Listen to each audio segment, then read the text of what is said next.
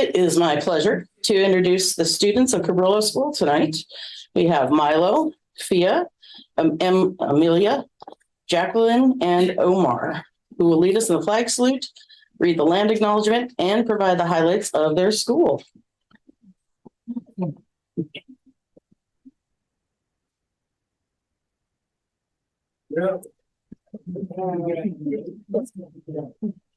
Please stand for the pledge of allegiance. I pledge allegiance to the flag of the United States of America and to the republic for which it stands, one nation, under God, indivisible, with liberty and justice for all.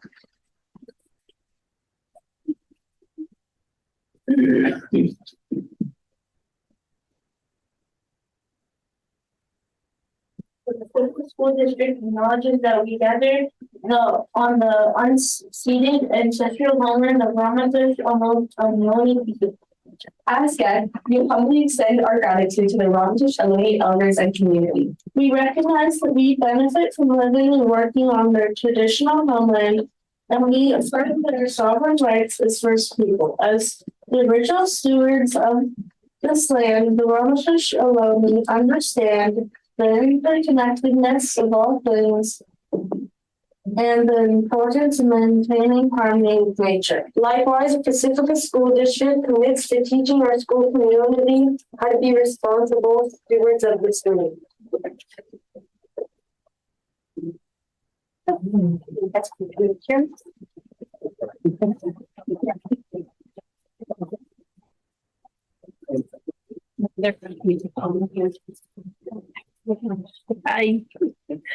Okay. Do I start? Do you want them to share? Yeah, we'd love to hear about that. What's going on? Hello, my name is Ahmad Hamdallah. I'm the president of the Student Council meeting, and I enjoy Cabrillo because of the education system, and the teachers are impeccable. Yeah, can you say that a little louder? Hello, my name is Fia Wolf, and I'm an eighth grader at Cabrillo School. Something I like about Cabrillo is how connected everyone is. With things like spirit days and family days, it's interesting to talk to people in different grades and classes. My name is Jacqueline Lacistro. I am a seventh grader at Cabrillo. And what I like about Cabrillo is that it is close to my house, so I can bike to and from school. Also, the music program, which is amazing and has helped me develop my musical potential, and also how inclusive the whole faculty is. Hello, my name is Milo Accarelli, and I'm a sixth grader at Cabrillo.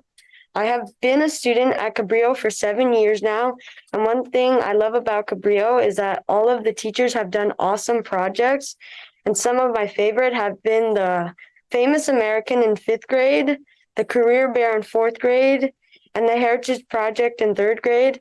And in these projects, I learned more about my family and culture, famous people and how they made a difference in America, and what I may want to grow up, and what I may want to be when I grow up. It gave me a chance to improve my public speaking and make me feel proud of all the hard work and learning I'd accomplished. And this year I am in band, and I've played music and loved music my whole entire life. And from 3rd and 5th grade, I had Mr. Yu. He was always inspiring me and telling me to keep going with music. But now my teacher is Mr. Dondele, and in band I play the trumpet. And he's not only teaching me a new musical instrument, but he's also helping me learn to have the discipline to practice every day and how to appreciate music. And I feel very lucky to be part of such an amazing school.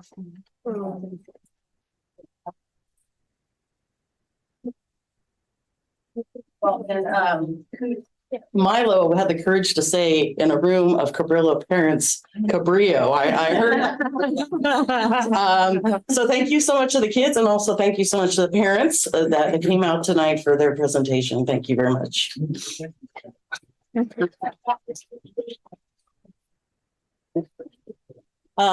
We're going to move on to roll call, but I first want to introduce our trustee Needy Patel is here virtually tonight. If you could just let us know, Needy, if anyone over 18 is in the house with you. Yes, my husband is over 18. Hang on, Needy, we don't have sound yet. Can you hear me? There, Yes. there we go. Okay, yes, my husband is in the house. He was over 18 and he is taking care of the crying baby, which you probably also hear in the background. All right, thank you very much. So we probably need to go back. She's muted.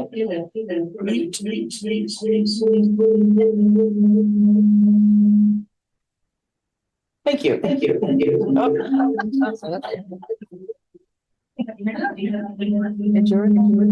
no, nothing's on.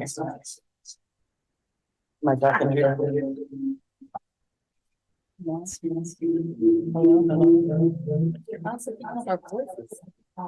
Be here.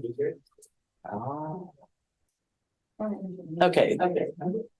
Well, let's go ahead, Barbara, if you could take roll. Here? Here. Here. I don't know if it's because it's elegant, but it will. Trustee Patel. Here.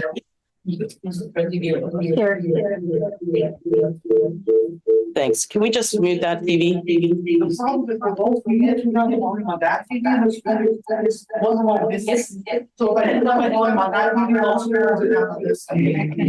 Okay, then let's turn it down. Here, whatever, somebody's not on mute in the room.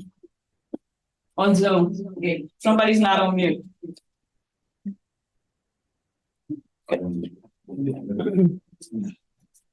All right, we'll turn it back up if we need comment or as soon as trustee Patel has comment.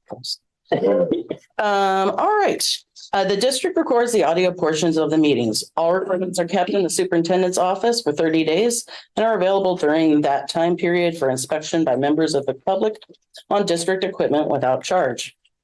In-person speakers wishing to address the board on agenda or non-agenda items, please complete a request card with your name, address, and the item number and submit it to the board president or superintendent. You'll be called to address the board and may speak for up to 3 minutes. Virtual speakers wishing to address the board on agenda or non-agenda items, please submit your first and last name and agenda item into the item you wish to speak on in the Q&A area of the webinar. Please do not submit comments or questions in the Q&A area. You'll be called to address the board. Your microphone will be unmuted and you may speak for up to 3 minutes. Please note, the public is welcome to provide comment to the board. Remarks are limited to 3 minutes unless extended or limited by vote of the board. A maximum of 20 minutes unless extended by the board is allocated for each subject discussion. The Brown Act open meeting regulations under the board must operate and do not allow board members to comment on non-agenda items or information you may bring up that are not on the agenda. Additionally, no action can be taken. However, the board may give direction to staff following a comment. So let's move on to approval of agenda. Are there any questions regarding the agenda? You need to report out first. Oh, yes, I'm sorry. All right, sorry, I jumped ahead. Okay, the board met in closed session to discuss the closed session items. Conference with legal counsel, existing litigation. The board took a vote of 5-0 to take action or to move forward with that or to settle that item. There was 3 other conferences with legal counsel talking about anticipated litigation. There was no action taken on those remaining 3 items. Yeah, we didn't approve the agenda. So are there any questions regarding the agenda? Okay, do we have any motions to motion to approve the agenda? A motion to approve the agenda. Okay, do I have a second? A second. Trustee Patel, Yes. trustee Burkey, Yes. trustee Doggett, Yes. trustee Patel, Yes. trustee Villalobos. Yes. Motion passes 5-0. Okay. All items on the consent agenda will be approved with one motion, which is not debatable and which requires a unanimous vote for passage. If any member of the board, the superintendent, or the public so request, any item shall be removed from the section and placed in the regular order of business following approval of the consent agenda.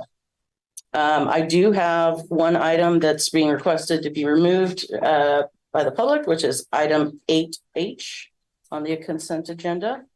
So we will take that out. And then do I have a motion to go ahead and approve the consent agenda with 8H removed for further discussion? Motion to approve. Okay, do I have a second? I'll second. Perfect. Yes. Trustee Vidal, Yes. trustee Bertini, Here, or yes? trustee Doggett, yes. Trustee Patel. Yes. Trustee Villalobos. Yes. Motion passes 5-0. All right, thank you. We'll take this, we put it back over at the top of the information items. Okay. All right, so we will move on. Our next section is the superintendent special recognition. Yes, hello, good evening, everyone. Good evening. So this evening, I am excited. This is the fun part of well, all of it is fun, but the exciting part for me, where we get to honor the work of our community members and then also some of our staffs. And so I am going to ask Mr. Lucy to join me. So that I'm actually facing the board. Good evening, Board of Trustees. I am Dr. Williams, your superintendent.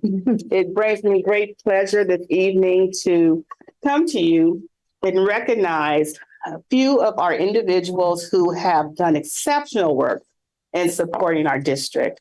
When we started the school year, one thing that I mentioned to staff and I impressed the importance of is we all make the district. You know, sometimes people say the district. We are the district, and we cannot exist without the work and commitment of all of our staff members. So it is with great pleasure this evening that I take time out, along with the Board of Trustees and along with our school site administrators, to recognize all of our school secretaries and school assistants.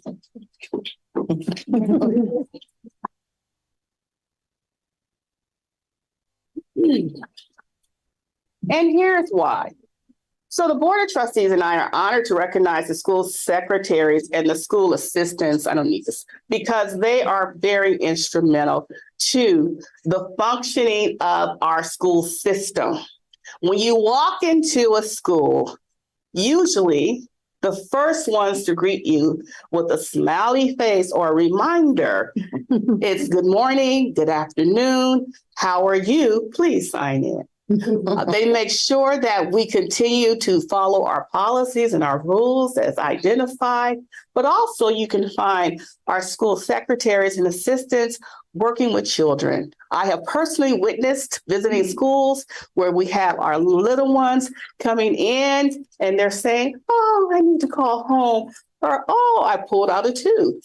And right there, without hesitation, you do have your school administrative staff right there standing up, serving in the capacity of parent, supporter, doctor, nurse, and comforter. And those roles are very essential in terms of making sure the question that I ask often is, and how are the children? They are well. And so it's for their dedication, their commitment, the time that they give. We could never account for how much and how many sacrifices they have made. But it is indeed because of them that we are a school and we do have school. And so with that, this evening, I have invited each and every one of them to be before us, to honor them, to say personally, if no one has told you as of late, that you are exceptional, you are wonderful, and you are the light of this district. I am doing so today. So without further ado, I will have each of you come forth to receive your glory and your flowers. So, well, figuratively speaking, and just to thank you. And so for that, we thank you for your commitment to and for our children and being a partner in the education of the children of the Pacifica School District. And please come forward. From Cabrillo, Mary Grigi.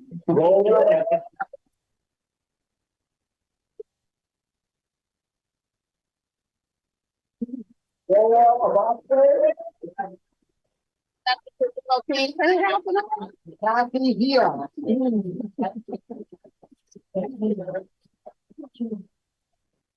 All right, we'll take our picture. Yeah. Oh.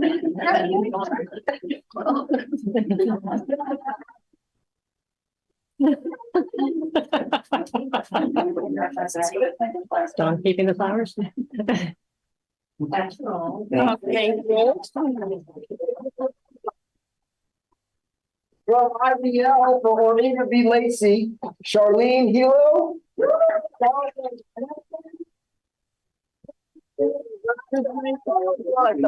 Barbara Bethany.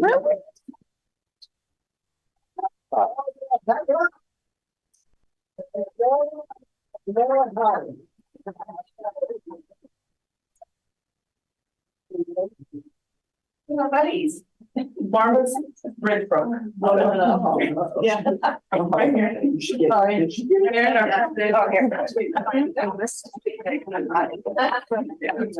Oh, wait, this has something. Thank you. Okay. Thank you, thank you, thank you. From Linda Educational Center, Brenda Watterson.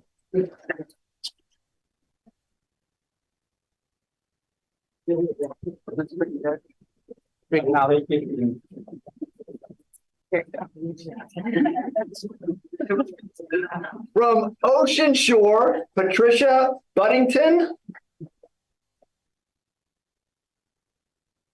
And Eugenie Hoffman.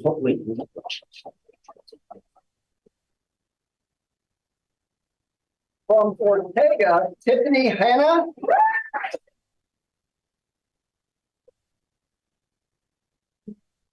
Vicky Broadway. And Jenny Gadwa. Yeah. Oh, they're all shy. President, come around. Here you go. Thank you so much. Oh, I get to go. All right, got it.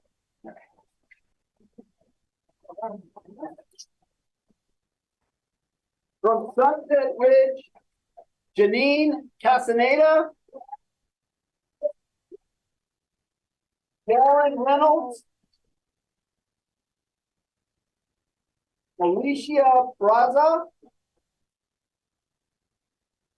And Geraldine Dale.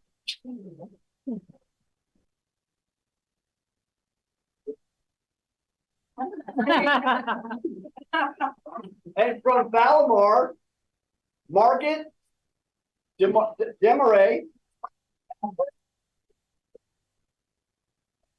Robin Hawkins, Nancy Ochoa, and Doreen Bevington. They're all on good. Oh, congratulations. And so here we have what it reads. Pacifica School District Board of Trustees and Superintendent present the Certificate of Appreciation awarded to yours truly. Lord, thank you for your service and commitment to our students and staff, awarded this 25th day of October 2023. Thank you so kindly.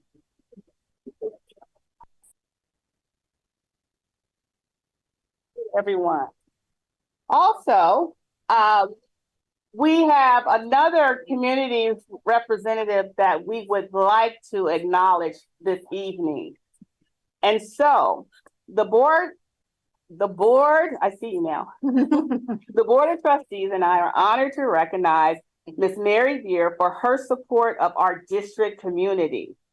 Part of our guidepost this year, we have 4, and it is attendance, as you know, academics, community engagement, diversity, and also inclusion. When we think about our community connection, Ms. Beer facilitates the Pacifica Collaborative by bringing together all of our local or many of our local nonprofits and social service agencies, forging partnerships to support us as well as the community at large. Through her many roles in the community, she has connected the district with counseling services, alternatives to suspension, and drug prevention support. The district values and benefits from your work with Coast Pride and the Pacifica Prevention Partnership, which sponsors the annual Youth Summit focused on student wellness. Your support as a city council member of the district's work around workforce housing and your cheerleading the district on during the pandemic is definitely greatly valued and appreciated. At the core of all that you do in our community, collaboration is among one of your greatest gifts.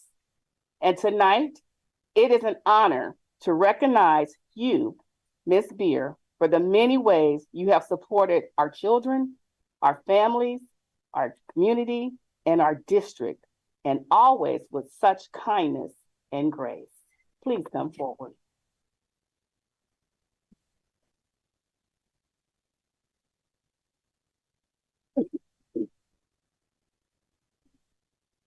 Oh, thank you so much. Appreciate you. Thank you. Again, Pacifica School District Board of Trustees and Superintendent present this certificate of appreciation awarded to our very own Mary Beer. Thank you for your service and the commitment to our students and staff. Awarded this 25th day of October 20th, 23. Congratulations. And thank you so much.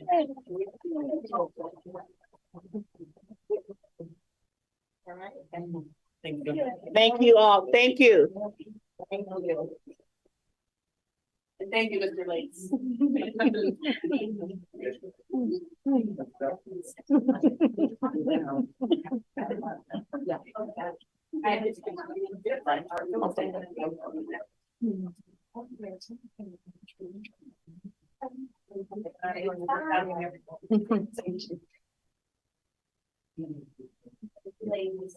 We don't have to start. All right.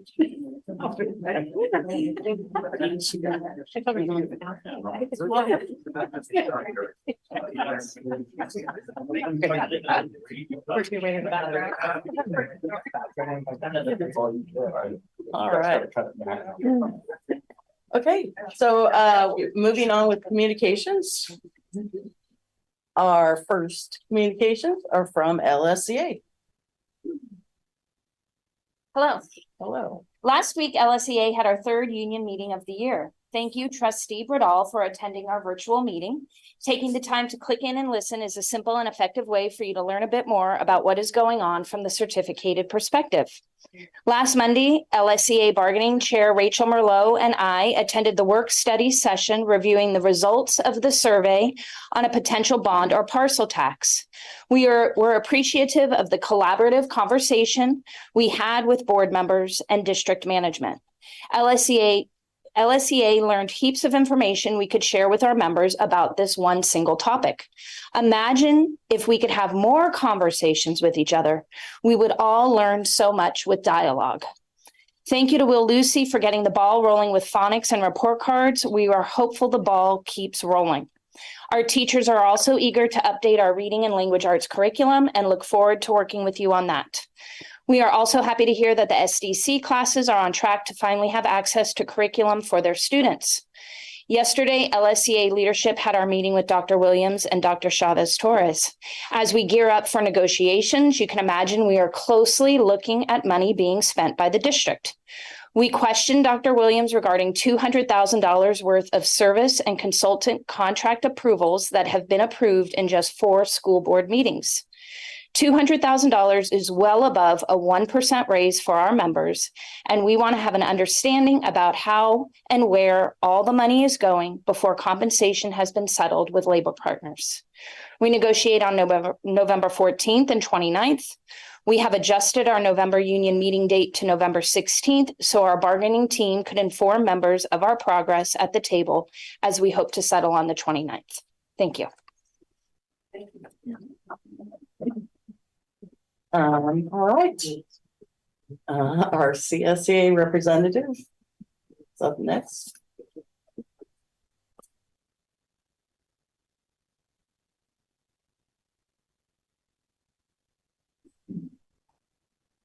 Hello, my name is Nicole Sayers, and I am the president of CSEA Chapter 128. Thank you for recognizing very deserving CSEA members tonight. I'd like to welcome Elizabeth DiMartini, a new paraprofessional in our district, and Natalie Parada, a new custodial staff. Now, the last time I was here, I spoke a lot about concerns. Concerns for my CSEA members, concerns for all the PSD staff and students in the classrooms that I work in.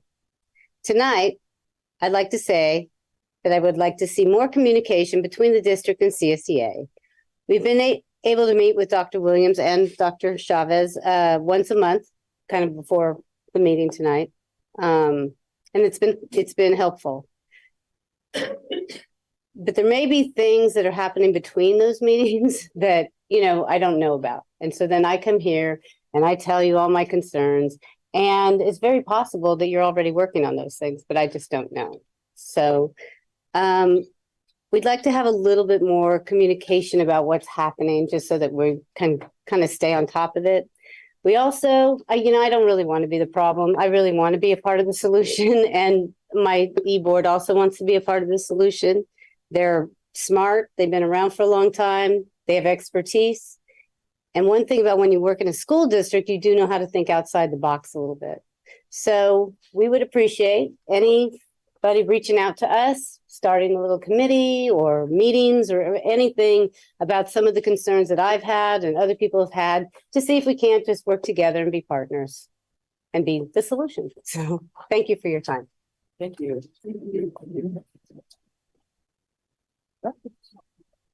Next, people wishing to address the board.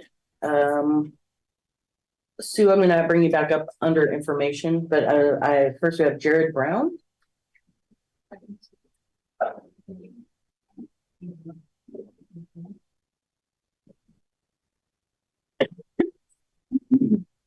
Hi, my name's Jared Brown. I have a son who goes to Sunset Ridge Elementary. I must apologize that I don't have prepared remarks, so my speech might be a little disjointed. I am an attorney by trade, but most recently became a full-time special ed teacher as I had to remove my son from Sunset Ridge Elementary. He has been exposed to a toxic environment there, and largely it's due to a staffing issue. I mean, Nicole Sayers spoke eloquently last time about safety issues that she has with buildings and other things throughout the district, but staffing was one thing she also mentioned. And she said classes she works in have extreme issues that aren't being attended to, and kids don't feel safe, teachers don't feel safe, and it's creating a big problem. So with the issue of staffing, there's two intertwined issues. First is safety, and second is access to free, appropriate public education. I want to talk about the school, about the classroom in general that my son is in. He's in a special day class, or he was in a special day class. At the beginning of the summer, I was told that this class would have approximately 8 students, and along with the teacher, there'd be 5 additional adults that were trained in the classroom at all times.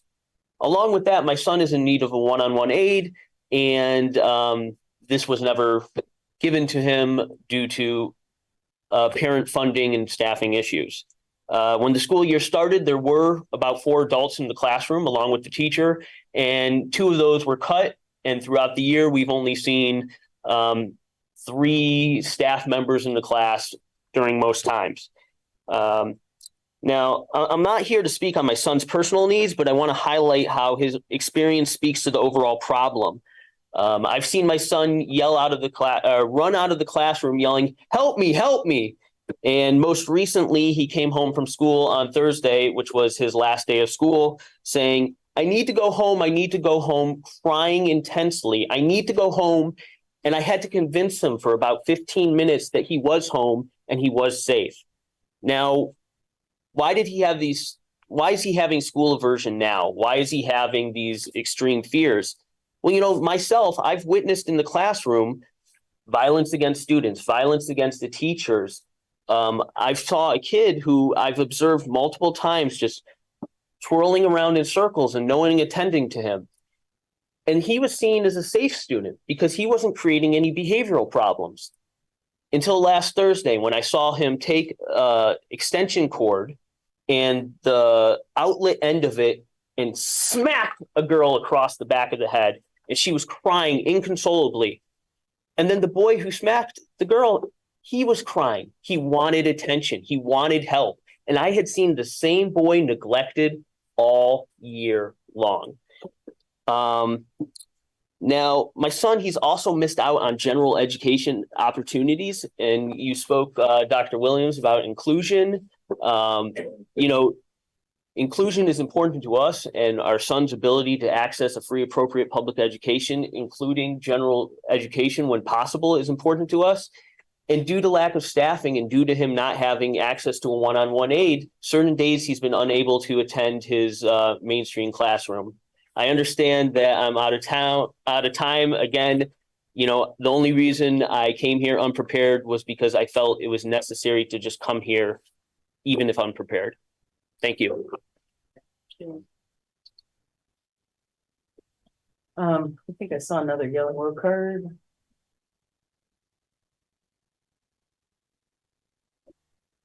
Okay, thank you. All right, and then one more speaker. Can I call it Magnus Chow? I think you're trying to get on. Oh, okay. Hi. Oh, hello. How are you? I tried to do it online, but it wasn't working, so I came down Okay. here. Oh, I'm Magnus. well, welcome. Thank you. I wrote something down. So start. Yes, go ahead, All right. please. Good evening and hello, board members. My name is Magnus Chow.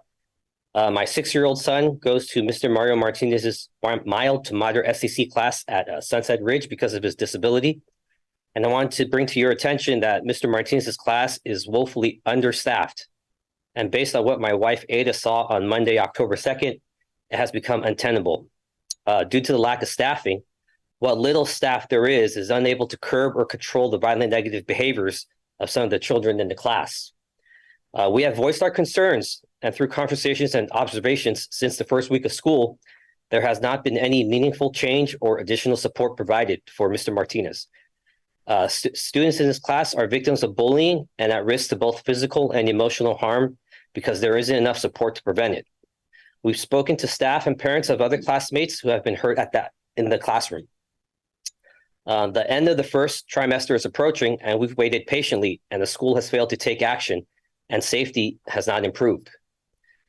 We found out yesterday morning that my son's one-on-one aide is leaving, and her last day is this Friday. We have not received any information from the school if there would be another one-on-one aide on Monday. We value Mr. Martinez, Ms. Leah, and staff members in his STC class, but there isn't enough support for the class to function. Once Ms. Leah leaves, it will just be Mr. Martinez at one para for a class of 10.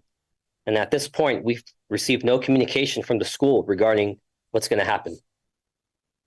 The continued exposure to these toxic and obscene behaviors has my son now scared of school, and we are afraid for his safety. Ask anyone who knows Nathan, his therapist at school, his teacher, and his past teachers, and they'll say he's a happy kid who's super social. Nathan is a victim and he's been hurt at the school. And now after school, he would cry to us saying that he's sad and he wants classmate A and classmate B to leave him alone. And this breaks me and my wife's heart. He's suffering as he no longer wants to go to school. This emotional stress has also caused regression in Nathan, as he's now wetting the bed at night and his clothes during the daytime. In its current state, how does teaching and learning take place in this class? The kids in SDC already need extra help, and without immediate action, you're failing these children. Thank you. Thank you.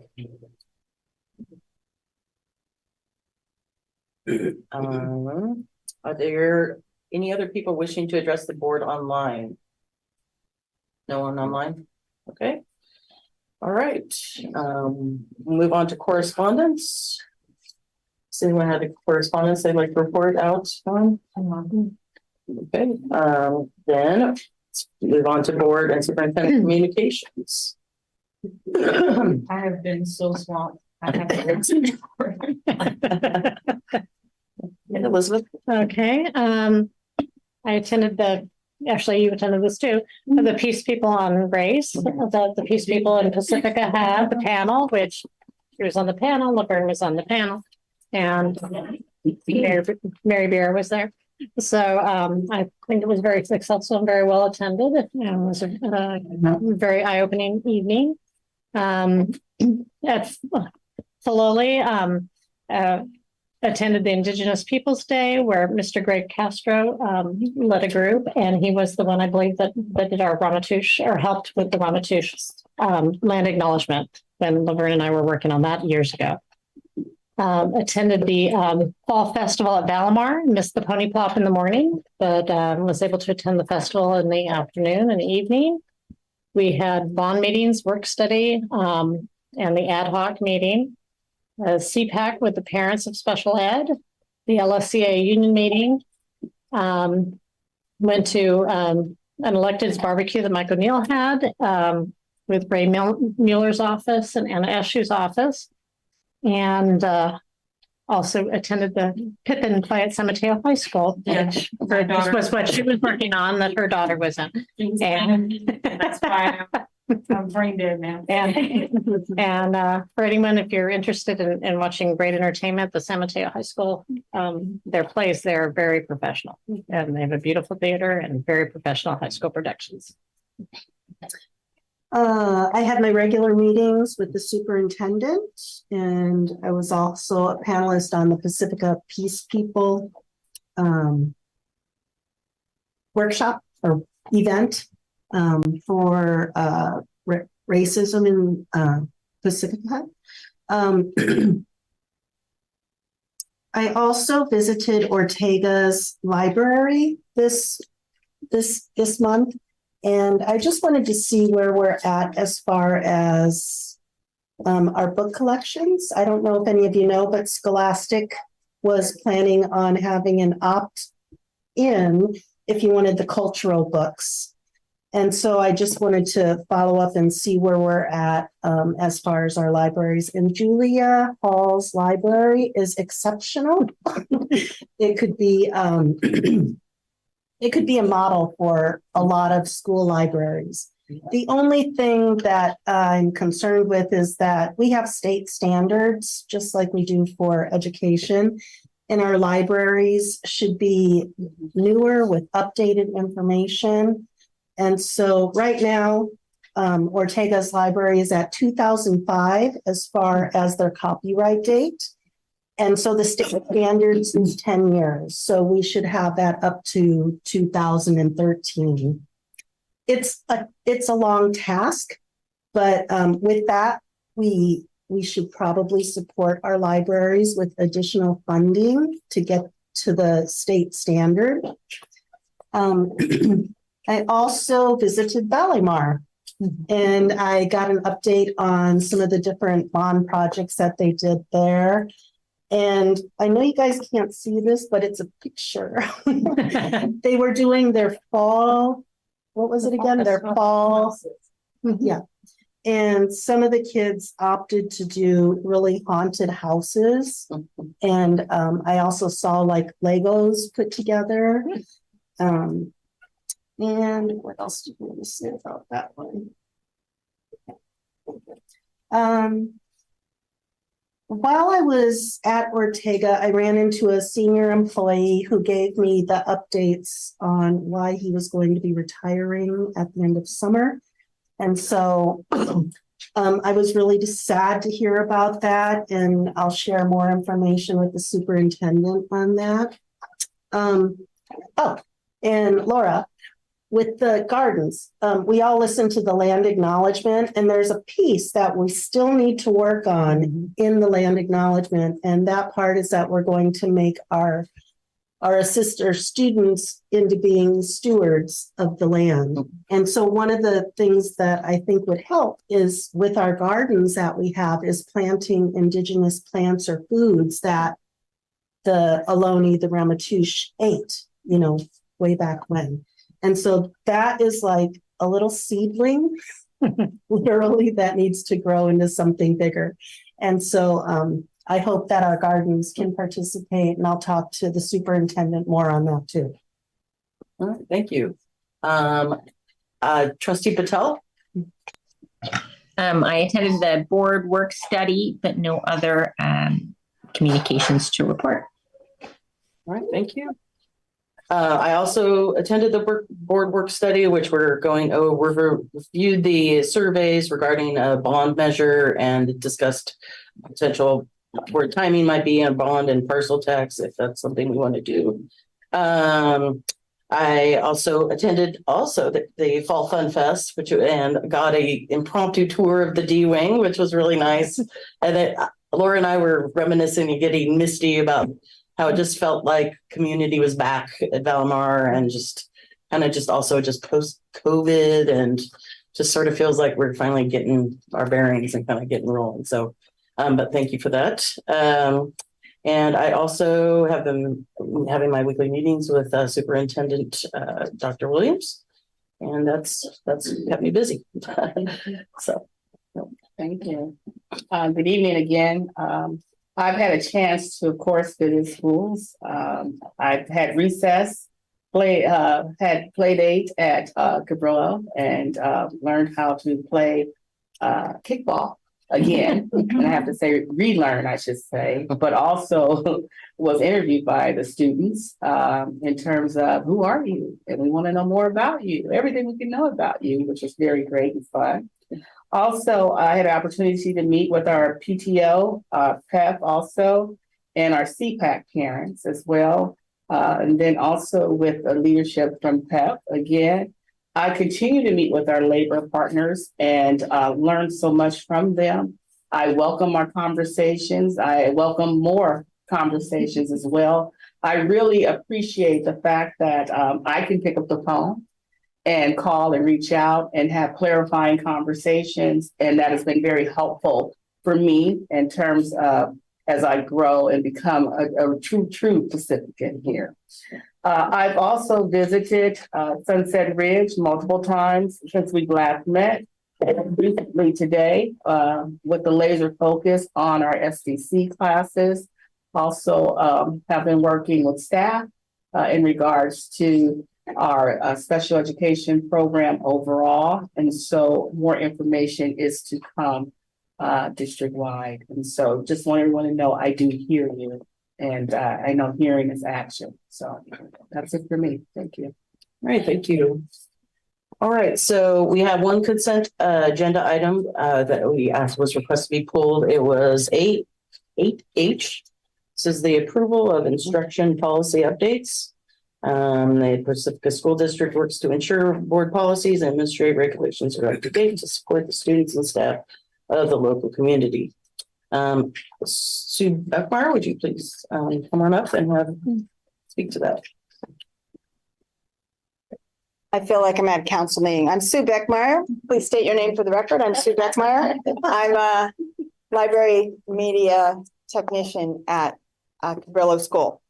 And I asked for this to be pulled because I wanted to say that I consulted with a couple of the other library media techs, and we appreciate the updates to this policy. And there's just one little area that is needing another look. And that is the first sentence of paragraph 2, which does not state in it classified staff. And so while I appreciate the process by which these board policies are updated and using I guess you use California School Boards Association, and so many of the schools in California do in fact have teacher librarians, but ours is not one of the districts that does. So I think while I am always and ever hopeful and think one day there may be funding to place teacher librarians in each and every one of our schools, as we know the Ed Code suggests. I recommend keeping that piece of language because you never know. But I do think another little tiny insertion of classified staff needs to be made into that first sentence of paragraph 2.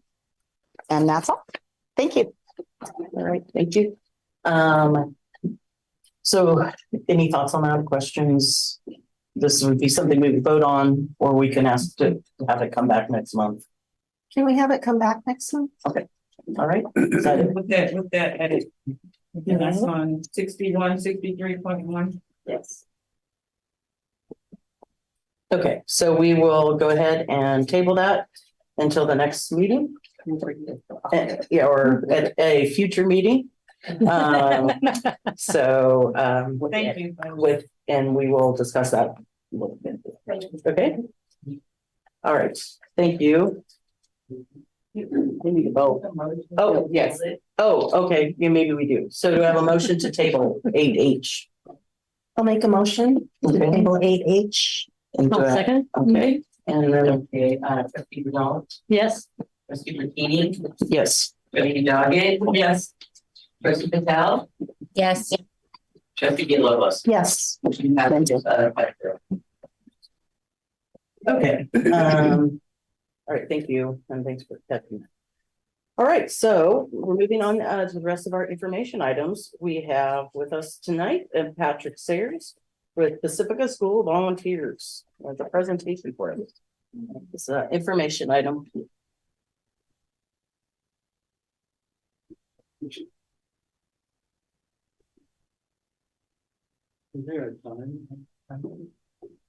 He doesn't have time on it.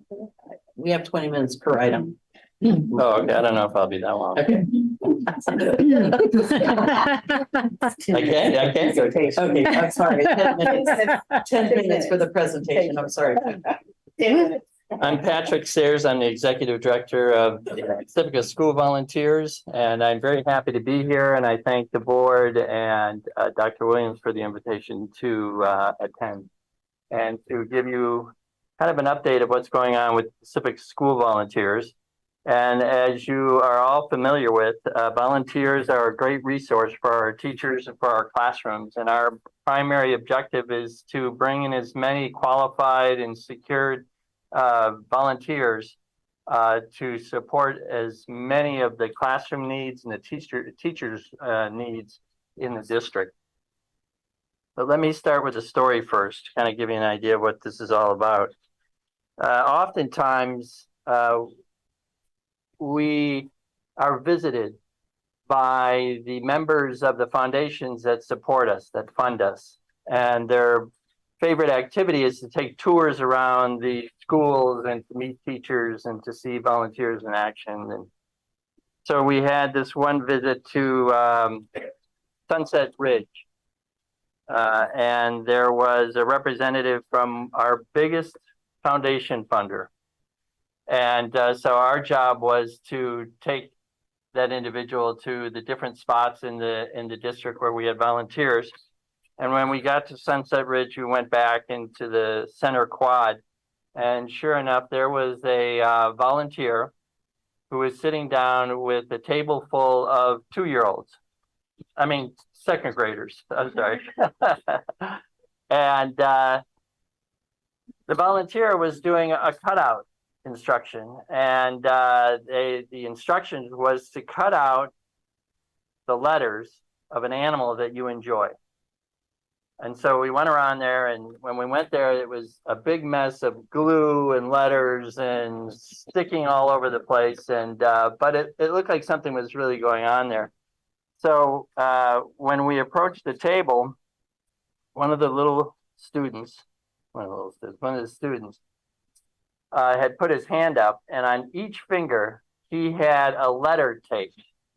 And this particular little boy had the word hippo taped to his hand. And he was putting it up, showing everybody that he knew the word hippo. And I didn't put the student up to this, but the student said to the representative from the foundation, "Do you know what this word spells?" And the student cut him off, even after he asked me, cut him off. He goes, "I know what it says." And I said, "It says hippo." And the representative was stepping back, and they thought it was so brash and so forward of the student, but he wanted to let them know that he knew how to spell hippo. And then he turned to the representative and he goes, "I'm sorry, but I didn't have enough fingers to tape hippopotamus." Well, when that stuff happens, you know, you get the money, you know, you get the funding, and that kind of put it right there and there for a lot of us. So we've had a great ride, and it's coming up to 30 years that we have been supporting the Pacifica School District with volunteers in many different ways and many different facets, but primarily working with students. And working with students, not necessarily for long periods of time, maybe only a couple hours a week, for as long as they can. And they are usually instructed to sit down and work with the students on something they're having trouble with. And a lot of it has to do with literacy, reading comprehension, writing. And sometimes it comes to be math and science and history, things like that. And when there is a need for somebody just to spend a couple hours a week with a student on a particular problem, we've been addressing those small little issues for a really long time. And we've been trying to keep up the effort in helping those students who just have the need a one-on-one or in the small groups to kind of move up their skills, kind of be successful in skills. And that's what we want our volunteers to come in and do. And we prepare them, we secure them, we train them, and we orientate them to be as effective as possible under the supervision of the teachers. So that relationship that volunteers have with teachers is the most important thing, because the teacher knows the students best. And when you have a teacher that knows what a student needs, then they're going to be able to place a volunteer in there to help that student, even if it's only for a few hours a week. And that's what we spend a lot of our time doing, is going out and finding volunteers to come in and work with students in need for just a few hours a week. Now, this has been going on for 30 years, and I just want to call out a couple of names of people, of two women that were responsible for starting the Pacifica School Volunteers back when a lot of the schools were still young here in Pacifica. And the two founders of the Pacifica School Volunteers is Gail Benton Shoemaker and Claire Harrison. And some of you are familiar with those names. And these are two volunteers, two parents that saw a need and a goal for volunteers to be participating in the classrooms. And they actually set up the structure for Pacifica School Volunteers, including the process of which we secure volunteers, check their backgrounds, take their fingerprinting, and making sure that we have the right volunteers in the school district. And so I just wanted to recognize them, because when you think about 30 years ago, they started the organization and it's still going. That means something's going, it's going right. And so I wanted to recognize them for them. In the last year, we have had, we of course are recovering from COVID. For a long time, we were looking for a new volunteer coordinator, and we found an outstanding volunteer coordinator, and I'm very lucky to be able to work with the staff. Their name is Minu Yashar, and she has been a tremendous help to reorganizing and working out how PSV can be more effective. And she's been working with us for about 6 months now. And I just wanted to let everybody know that we have a new staff member and that Minu Yashar is our volunteer coordinator. Is the slideshow around? Yeah. Oh. I'm actually going through it, sorry. Oh, you are. Start from the beginning. Okay, great. So that is our logo. That is not, it's kind of a high five, but it's not really a high five. It's a helping hand. So it could be a high five or a helping hand. Go ahead and move. Pacifica School Volunteers, our tagline is Inspire Learning, Connecting Community. Can we move on? And our mission is to inspire a love of learning through accomplishment, through overcoming learning issues, advance academic achievement, promote students' well-being, and to build community. You can move on. So during the 2021 to 2022, that was during our COVID response. And during that time, we had a difficult time with volunteers because they kind of disappeared, as did a lot of other things during COVID. And so these were the program highlights that we had planned for 2021 to 2022. And we had to reduce quite a bit of those because of the school closings, and then also because a lot of volunteers did not feel safe returning to the schools. And that there were students and parents and families that stayed at home also. So you can move on to the next one. Here's some success stories. This photo is really good because this is the kind of work that we want to see volunteers and students do. The volunteer is helping the student in a literacy activity. Christy is a true blessing. She's a natural with the children. This year, my kids have shown a marked improvement in both the memorization of basic facts and in problem solving. I love the children. I love math and being able to help the kids with math. When kids understand math, they will love it very much. They will love math. And you can read these on your own. These are other feedbacks from volunteers. Okay, you can move that. And if any of you are familiar with the people in here, you can tell that this slideshow is in celebration of our 30th anniversary. Okay, go ahead. And these are some of the events that we have in our program. Is that we do a lot of read aloud days, and we have been through a lot of read aloud days at Shalimar, Ortega, Sunset Ridge. And then also we work with the Oceana High School Senior Exhibition Day. We provide volunteers for them to evaluate their senior projects that they must have in order to graduate. We have a volunteer recognition and tea event every year. Pacifica Eco Fest, when that used to be here, we were doing the Chili Fest. The Fog Fest Games tent was something that we used to do at the Fog Fest, and then Think Bridge Camp is our summer program. So I'd like to go over this just a little bit to kind of go over the procedures that we use to bring in volunteers, because that's our primary and most important function to start with, is to make sure that we have safe and secure volunteers coming into our school system.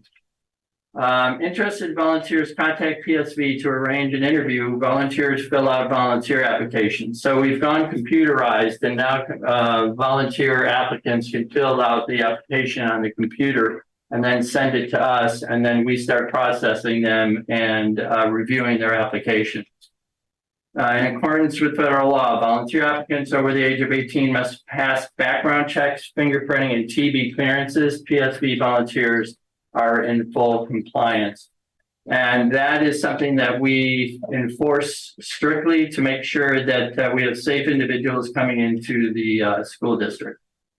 Volunteers receive orientation, which is basically what teacher expectations are, what district expectations are, and then what our expectations from Pacifica School District. PSV determines best placement of volunteers based on volunteer schedule, interest, and teachers' needs. Teachers, the way to get the activity going in terms of placing volunteers is to find out what the teacher's needs are, and they fill out a teacher request form, and they list all the needs that they have at what times and what during the days. And then that is the document that we work to move forward in terms of recruiting volunteers. PSV maintains contact with both volunteer and teacher to ensure successful placement, provide year-end evaluations. High school volunteers are placed in after-school volunteer positions. We work with Oceana High School a lot because they have a community service requirement for all of their students, and they must graduate, I believe, with 100 community service hours. And we will place some of the students in the schools, the after-school programs throughout the PSV. Then all volunteers must follow strict protocols for COVID-19 vaccination requirement and safety procedures, which we did at the time. 2022-2023 PSV service goals, 50 community volunteers serving 55 classrooms, 5,000 hours a week, 25 after school, high school students providing 75 hours per week, one new read aloud plan for 2023, and literacy training program. District staff provide monthly literacy training for PSV volunteers. Next. And then these are our financial supporters, our most recent ones, the Lockton Corporation, Safeway, Wells Fargo, Walmart. The foundations are Woodlawn, Atkinson, Flyshacker, and Robbins. We have a lot of individual donors, and then community donations, Mitzvah Fellowship, and school district PTOs. And I'm not going to go over Think Bridge, but we do run a summer camp for it's called Think Bridge. And I guess if you want to run through the pictures, you can just run. Those are pictures from our Think Bridge camp, which we were recognized for by the district, which we appreciate. So we are in kind of comeback mode, and as a lot of different organizations are, we did survive COVID, and we're continuing to bring in new volunteers. At this time, we have 30 community volunteers putting in about 3,100 hours. In the next, we approximate they'll be putting in 3,100 volunteer hours by the end of the school year. That'll be serving 30 classrooms, 600 children in all Pacifica School District. Our high school volunteers, which are working after school, we have 15 of those volunteers, we are approximating for them to put in 800 hours of volunteer time by the end of the school year. And I'd like to make a special announcement that we are back doing read aloud days. And read aloud days is when we invite community members to come into a school and read stories to classroom. And so we are having a read aloud day at Sunset Ridge School. And it will be on November 17th. That's the Friday before the Thanksgiving break.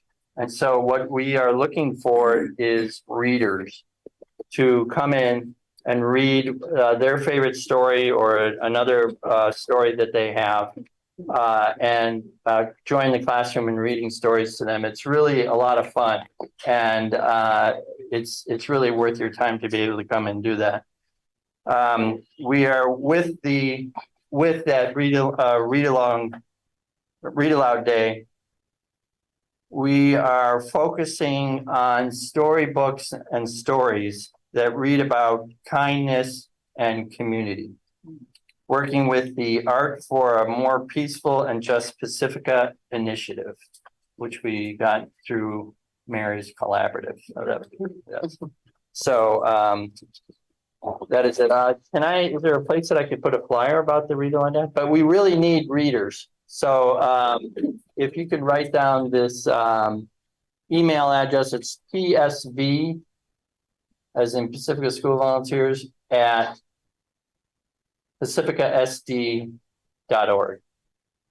PSV at pacificasd.org.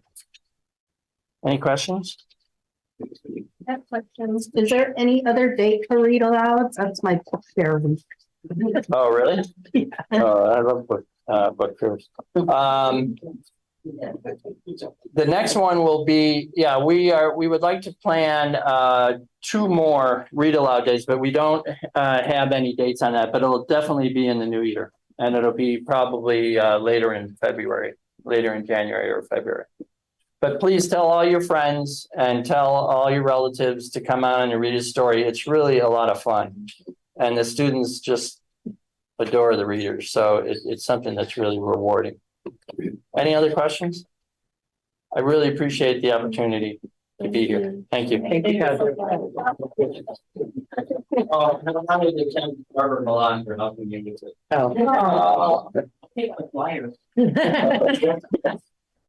All right, thank you so much, Patrick. You're welcome.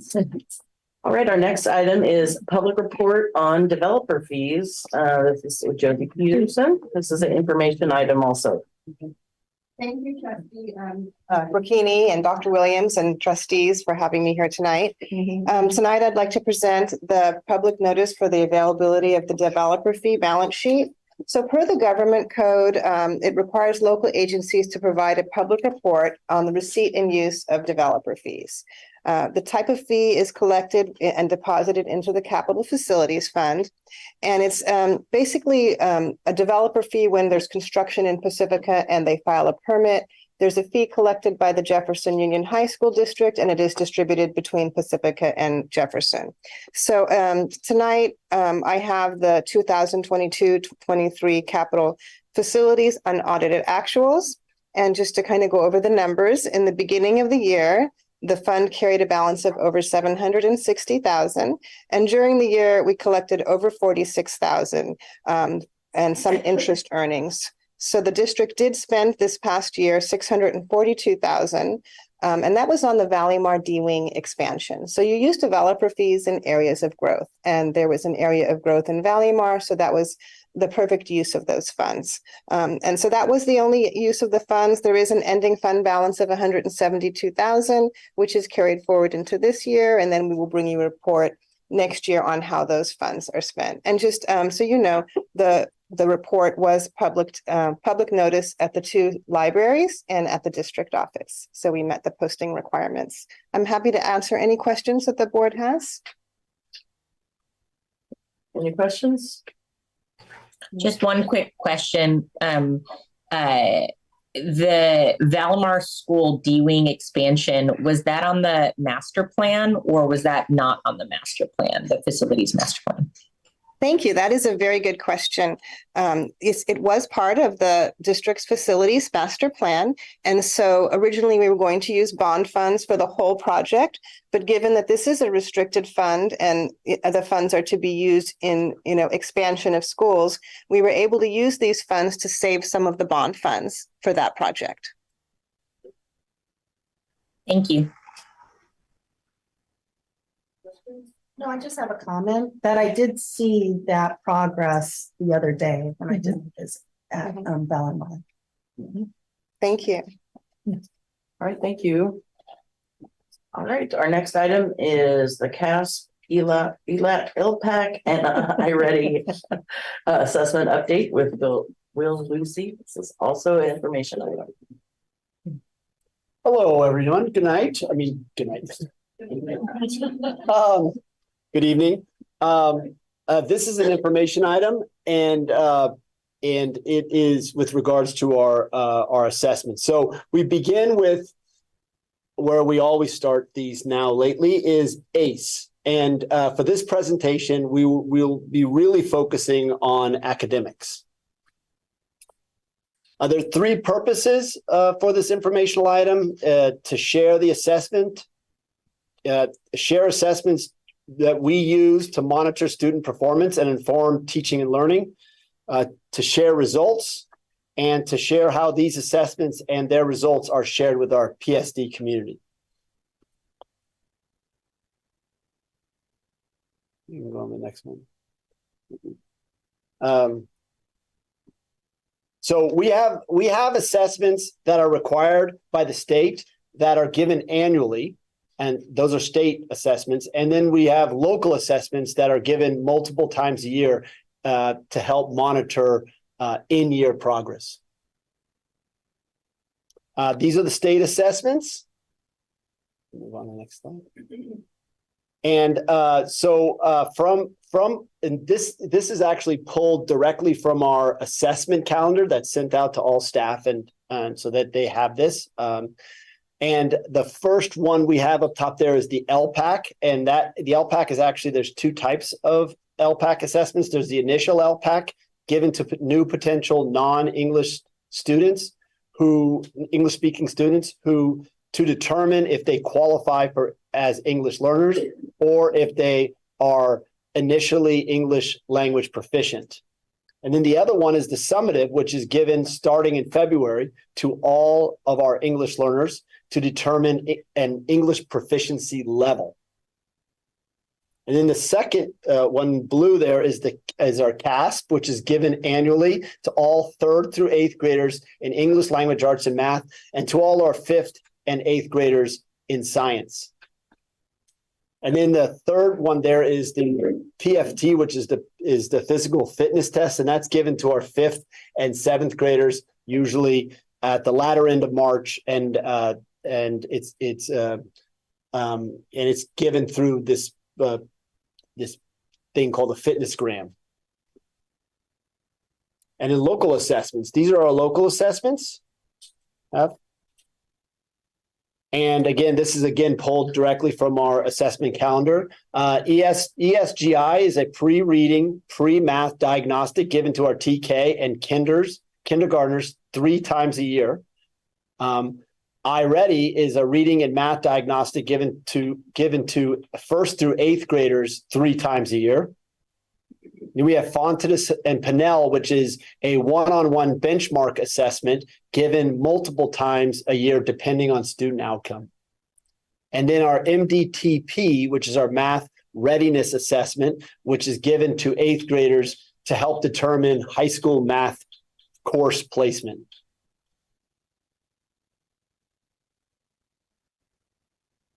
All right, so this chart shows the percentage of students who scored proficient on the SBAC, English language arts, and math with also student group scores, some of our student group scores. The inside that green fluorescent box is all of those are the 22, 23 SBAC percentages, and then the ones outside the box is the 2021. So just to kind of give you an idea of the progress we made from 21, 22 to 22, 23, and then our subgroups in 22, 23 about how they did. And I gave both the percentages and the actual numbers. So those numbers in bold are actual number of students who were at proficient in English language arts and or math.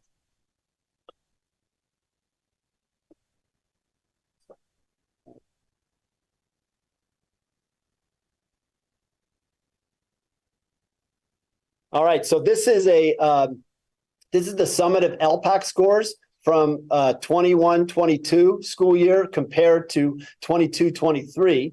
I want you to note the increase where that green fluorescent arrow is, the increase in the percent of proficient English learners. You can see that there was a huge growth in those proficient students from one year to the next. And then this is our at-risk and long-term English learners. This shows the number of those English learners who are at risk or are presently identified as long-term English learners. I wanted to highlight the difference between the 21-22 and the 22-23 at-risk and LTLs, which is highlighted in yellow. If you can see that we went from 47 at-risk and 59 long-term ELs to 28 in both. We literally went from over 100 to a little less than 60 in those areas. So it's a really pride point within the data. And then again, as we mentioned, so our pride points within our state assessment results, we increased in both ELA and math with the numbers of students who achieved proficiency. Our socioeconomically disadvantaged students did better as compared to all San Mateo County, which wasn't represented on the charts before.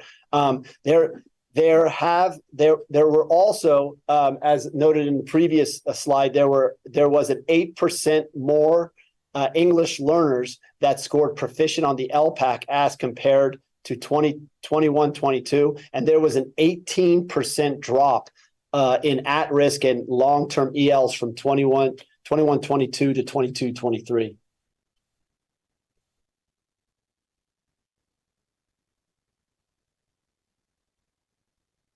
All right, this shows the SBAC and the iReady scores side by side. The green outline box shows two assessments given at approximately the same time. Remember, the SBAC is for 3rd through 8th, and the iReady is 1st through 8th who take it. Also, they also shows the results of our recent iReady diagnostic, which is the far on the right there, is that they just took that window just recently closed. And so you can kind of get an idea of not only the progress, but comparing the end of the year, the spring scores of 2023 to the first diagnostic scores of 23-24.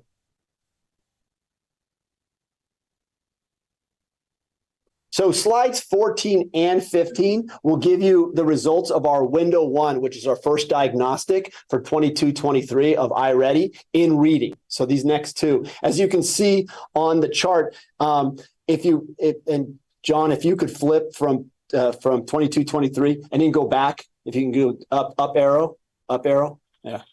So 22-23, if you notice, if you kind of flip back and forth, just flip back and forth, back and forth, back and forth.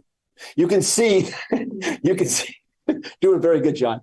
You can see that there's not much change in the bar. If you look at the students that are like you have the 24% of the students in 22-23, and if you flip back 23-24, you have 24%. They're pretty much very similar on those bar grams. If you look down at the domains, you notice also that there is within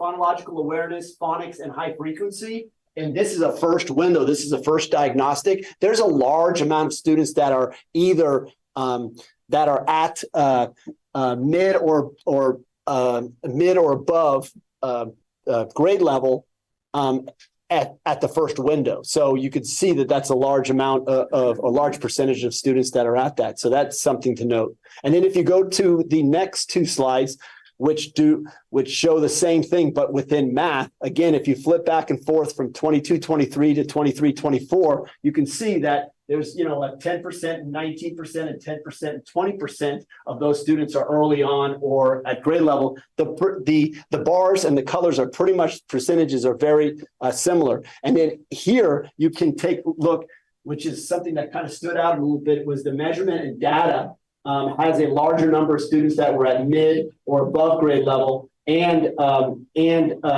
early on grade level. There was and again, this is from the first window. So these are students that took this. These students took this at the beginning of the year before not too much instruction has happened. So that I thought was pretty interesting. And in our points of pride with our local assessments, since we just looked at our iReady, I do want to note that other local assessments that are given that are not on our our district-wide assessment calendar are curriculum-based assessments like within Bridges or CPM. So there's other assessments that are obviously given, some of them formative, some of them informal type of assessments, but the points of pride of our local assessments with regards to iReady is that there was a high percentage of students who performed mid or above grade level in the domains of like I pointed out, phonological awareness, phonics, and high frequency, and in it within math in that measurement and data claim.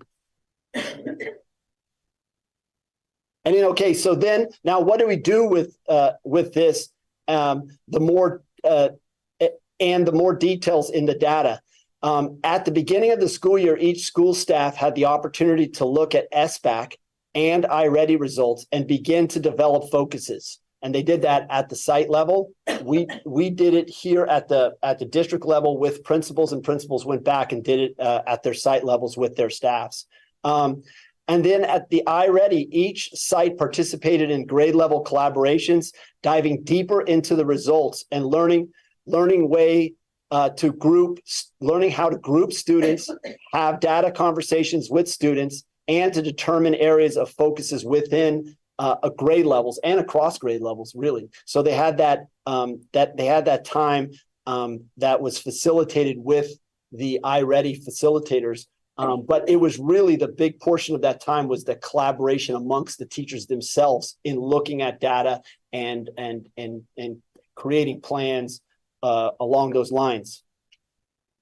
And then what will we do with this data?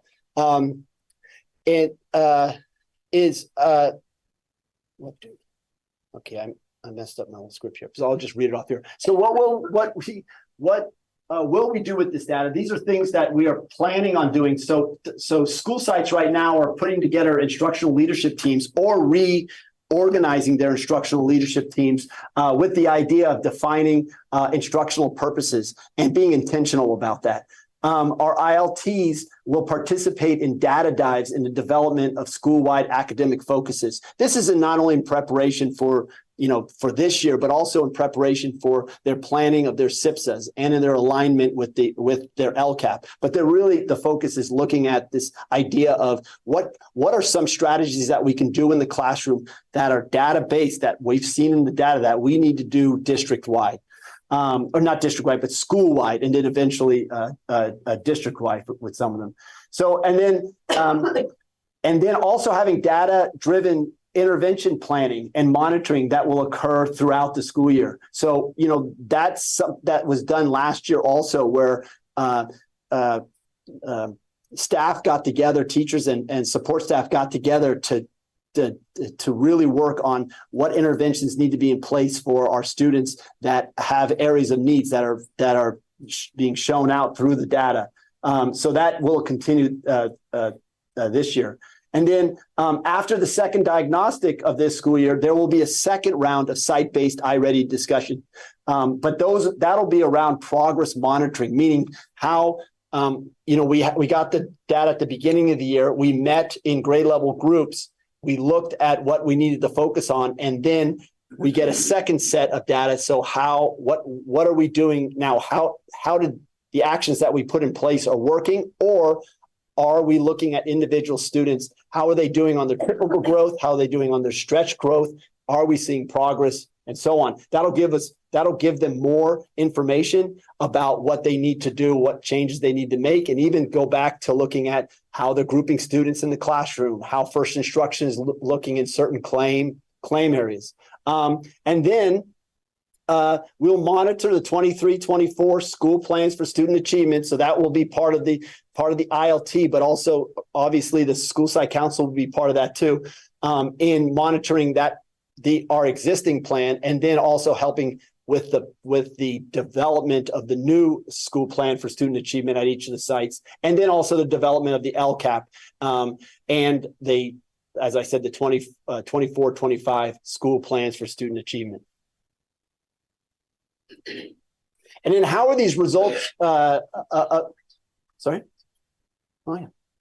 How are the results of this data shared with the community? So families receive in the mail their CAS scores. They call it SSRs, which are student score reports.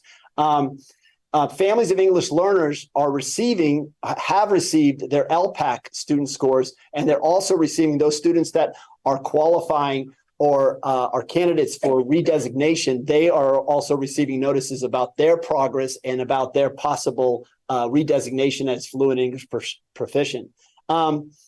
Staff receives individual results and school-wide disaggregated results through our data zone, which is our data warehouse, and on the ESGI and iReady dashboards. That's something that's live, that's right in front of them every day. They're able to look at that. And then the teachers have the opportunity to share individual results with families during parent-teacher conferences, which I'm certain that they do. And then other times when data is shared, including during board meetings and through our local control accountability plan, educational partner engagement events. There'll be another opportunity for us to share with the community.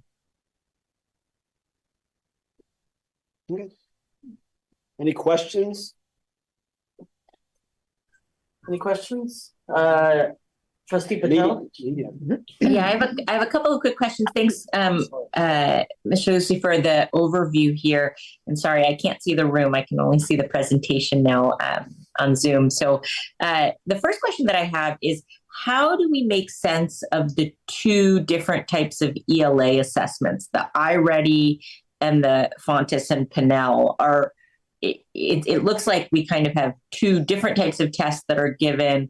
And can you help me understand how teachers can use both of the results from both of those assessments to support students? Great question. That's a great question. And in fact, that question came up today in our phonics. We had a phonics review meeting today with a number of our teachers across the district that are implementing this new phonics materials, the new phonics program, Sadler. And that question came up about the Fontes and Pinnell and how that can be used, because in a way, the Fontes and Pinnell, it kind of goes in direct opposite to what you're trying to do in a phonics program, the F&P assessment. So the F&P assessment, really the purpose of that is for the teacher themselves, meaning it's the one time, or not the one time, but it's one of the times that they have an opportunity to actually sit down and listen to the student reading and see what, not only how they score on that Fontes Pinnell test, but what type of reader they are. It also gives them a lot of information about what they need to do next in supporting that student to become a reader or to become progress as a reader. So the Fontes Pinnell is really even though we collect the scores for our own purposes to see kind of levels and those type of things at the district level and at the site level, it's really the purpose of the Fontes Pinnell is for the teachers themselves to be able to sit down and actually read with the students and identify areas of support that they need and areas of strengths of how they need to move on. The iReady is more of a diagnostic and saying, okay, we have, initially during the first window, we had the opportunity to see where they started. And then now we're going to monitor it mid-year, and we're going to monitor it at the end of the year. And the end of the year one helps you predict how they might score with the SBAC. But it's really the most important thing about the iReady is the actual monitoring along the way, to seeing if there's progress being made. But that's more at a class level, at a individual level, but it's really that monitoring progress of how they're doing in all the domains within reading or math. Thank you. So I guess one question that I would have, and as a former educator who used some of these assessments, it can be very difficult to translate these two assessments between the language that's used in iReady versus the language that's used in F&P for assessments.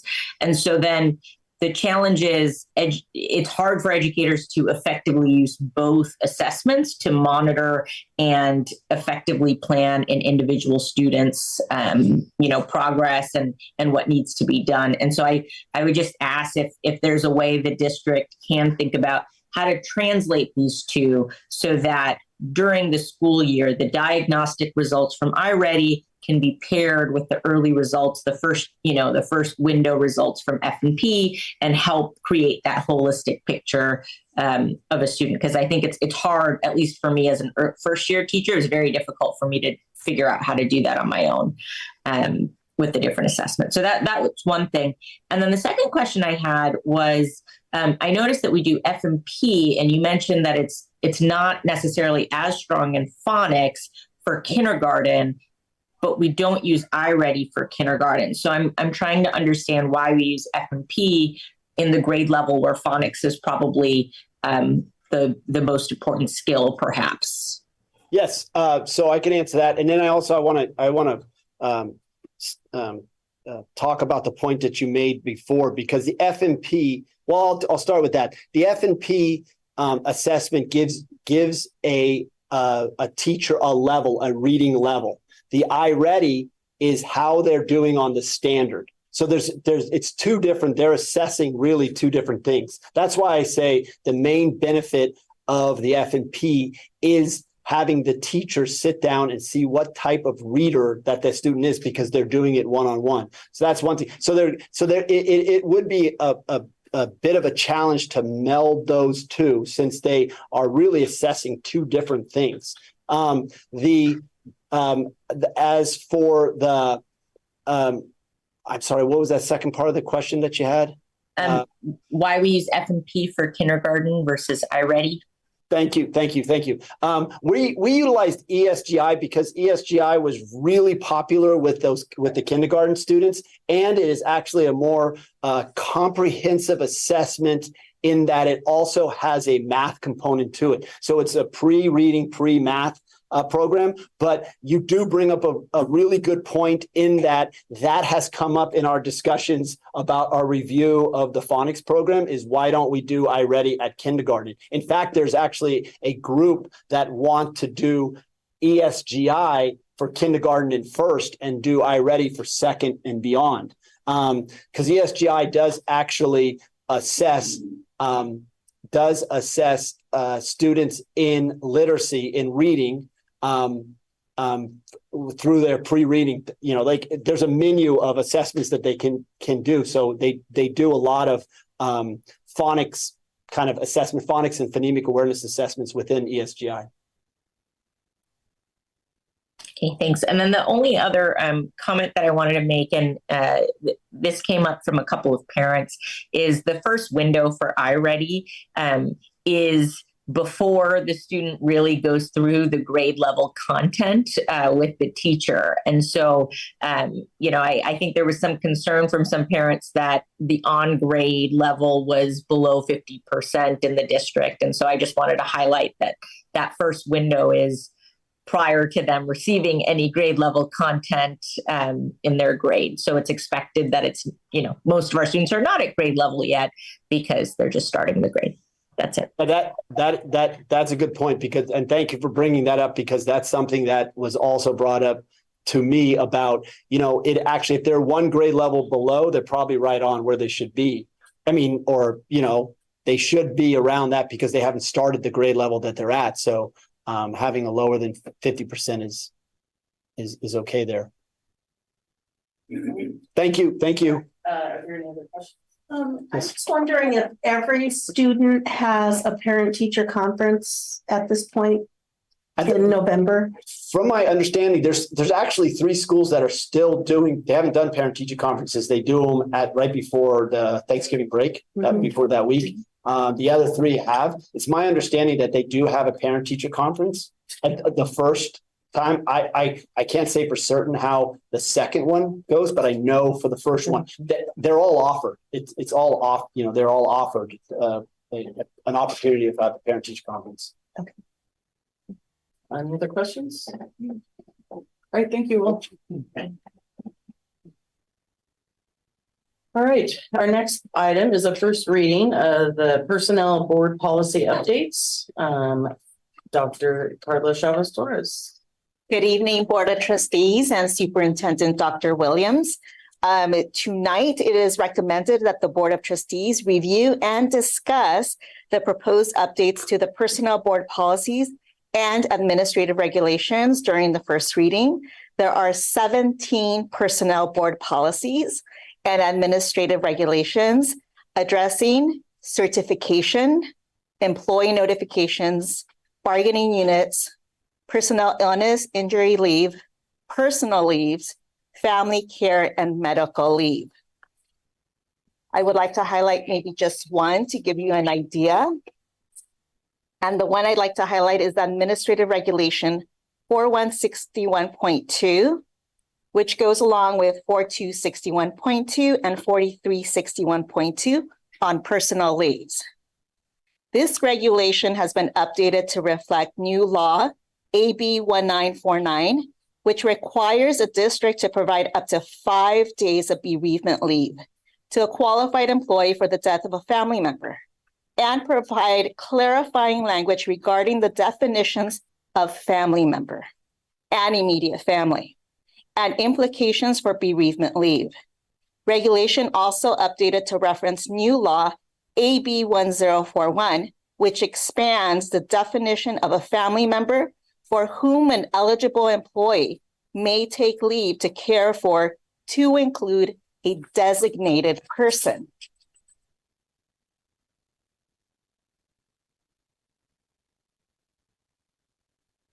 And what I wanted to highlight is a designated person means any individual related by blood or whose association with the employee is the equivalent of a family relationship. So they're really honoring people that mean a lot to people.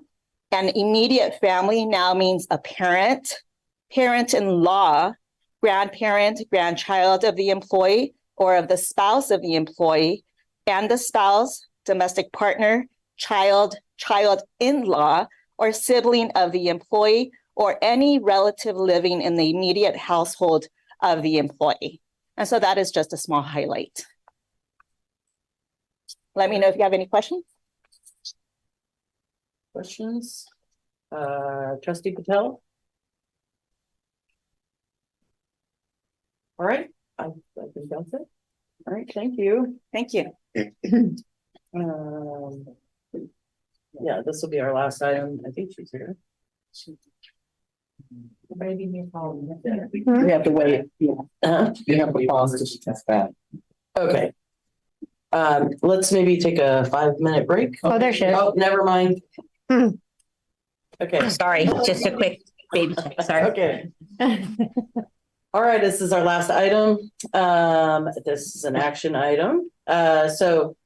It's a revised corrected employment agreement on or about May 24th, 2023. Board and Superintendent Dr. Darnice Williams agreed to a contract in which Dr. Williams agreed to provide up to 5 work days of service during the period of the 13th day of June 2023 for a total not to exceed 5 work days. Such days of service were paid at Dr. Williams' per diem rate of $1,045.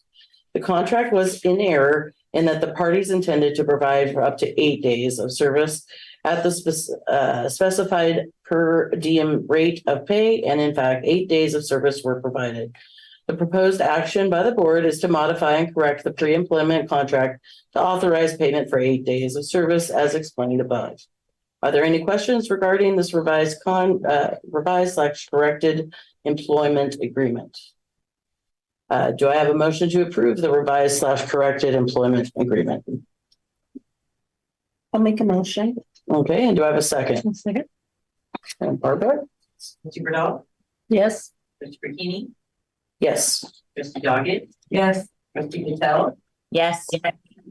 Trustee Villalobos, Yes. motion passes 5-0. All right. Board of Trustees, Superintendent recap and future agenda items. Does anyone have any comments or thoughts? I just want to thank the school sites that I visited for welcoming me on the school site with the principals and the library. Anyone else?